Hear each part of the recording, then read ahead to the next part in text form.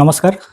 অনেক salary person তারা তাদের আইটিআর নিজেরা ফিল আপ করছেন এবং তারা আইটিআর 1 ফিল আপ করছেন। কিন্তু এক্ষেত্রে আপনারা একটা বড় ভুল করছেন। আপনারা নিজেদের মোবাইল থেকে অনেকে হয়তো ল্যাপটপ বা কম্পিউটার থেকে করছেন, ডেস্কটপ থেকে করছেন। কিন্তু বেশিরভাগই মোবাইল থেকে করছেন। আপনারা কিন্তু আপনাদের এআইএস বা টিআইএস চেক করছেন না। আপনারা আপনাদের এআইএস, টিআইএস এবং 26 এএস এগুলোকে ভালোভাবে চেক করুন। সেখানে দেখুন যে আপনাদের কোনো রকম শেয়ার ক্যাপিটাল শেয়ার বা মিউচুয়াল ফান্ড থেকে কোনো রকম বিক্রি আছে কিনা, বা কোনো ভিডিও আছে কিনা, বা কোনো অনলাইন গেম আছে কিনা। আপনারা কি করছেন, মানে স্যালারি পার্সন মানেই তাদের আইটিআর 1 এটা ভেবে নিয়ে আপনারা আইটিআর 1 ফিল আপ করে দিচ্ছেন। কিন্তু এটা বুঝে হোক বা না বুঝে হোক অনেকে কিন্তু ভুল করছেন।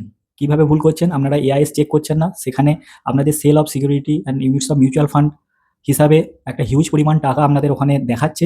আপনারা সেটাকে হয়তো এড়িয়ে যেতে চাইছেন যে আমরা শর্ট টার্ম ক্যাপিটাল গেইন করেছি, আমরা যদি ইনকাম ট্যাক্সে না দেখায় তাহলে ওটা আমাদের ট্যাক্স দিতে হবে না। কিন্তু এটা একদম ভুল ধারণা। আমাদের হাতে থাকা যে স্মার্টফোনটা আমাদের থেকে কিন্তু কয়েক লক্ষ গুণে স্মার্ট। তেমনি ইনকাম ট্যাক্স পোর্টাল যেটা বানিয়েছে সেটা কিন্তু আমাদের থেকে অনেক বেশি স্মার্ট এবং এআই বেসড কাজ করছে। এখন আর কোনো মানুষ আপনার প্রোফাইল খুলে দেখবে না যে আপনি কি ট্রানজাকশন করেছেন। হ্যাঁ? অতএব এখন এআই দিয়ে চেক হচ্ছে। কয়েক সেকেন্ডেই কয়েক লক্ষ, কয়েক কোটি অ্যাকাউন্ট এবং প্রোফাইল চেক হচ্ছে। অতএব আপনি এটা মোটেই ভাববেন না যে আপনি যদি ইনকাম ট্যাক্সকে এই শর্ট টার্ম ক্যাপিটাল গেইন বা লং টার্ম ক্যাপিটাল গেইনের তথ্য না দেন, তারা সেগুলো ধরতে পারবে না। এখন একটা জিনিস মনে রাখবেন, আপনি যদি আইটিআর 1 ফাইলও করেন এবং আপনার যদি শর্ট টার্ম ক্যাপিটাল গেইন বা লং টার্ম ক্যাপিটাল গেইন থেকে থাকে, আপনি ট্যাক্স বাঁচানোর জন্য যদি আইটিআর ফাইল করে বেরিয়ে যান এবং আপনার আইটিআর 1 যদি প্রসেসও হয়ে যায়, পরবর্তী 4 বছরের মধ্যে যেকোনো দিন, যেকোনো সময় আপনাকে নোটিশ করবে। আপনাকে তখন কিন্তু পুরো ট্যাক্স পেমেন্ট করতে হবে উইথ ইন্টারেস্ট, এবং তার উপরে 100% পেনাল্টি আপনাকে দিতে হবে উইথ 18% জিএসটি। অতএব ইচ্ছাকৃতভাবে এই ভুলগুলো একদম করবেন না। অনিচ্ছাকৃতভাবে ভুল যদি হয়ে থাকে সেটাও এক ধরনের ভুলই। তাই আপনারা যারা নিজে থেকে ফাইল করছেন তারা খুব ভালোভাবে দেখুন ইউটিউব ভিডিও বা বিভিন্ন যারা ট্যাক্স কনসালটেন্ট আছে তাদের পরামর্শ নিন।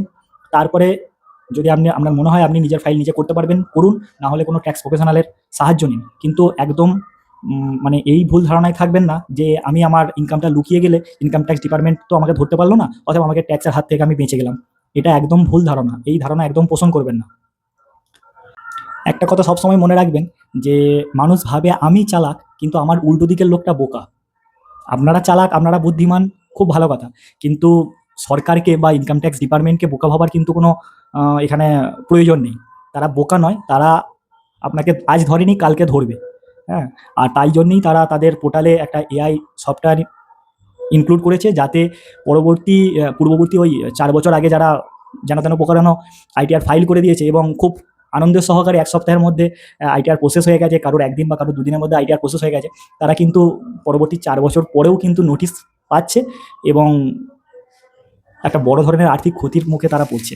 অতএব নিজেদেরকে ভবিষ্যতে কোনো আর্থিক ক্ষতির হাত থেকে বাঁচাতে সঠিকভাবে আইটিআর ফিল আপ করুন। একটা কথা বারবার মনে রাখবেন, আপনার প্রফিট হয়েছে বলেই কিন্তু সরকার বা ইনকাম ট্যাক্স ডিপার্টমেন্ট আপনার কাছ থেকে ট্যাক্স আদায় করছে। আপনার যদি প্রফিট না হতো তাহলে তার ট্যাক্সটা আদায় করতো না। অতএব আপনার প্রফিট হয়েছে, আপনাকে ট্যাক্স দিতে হবে।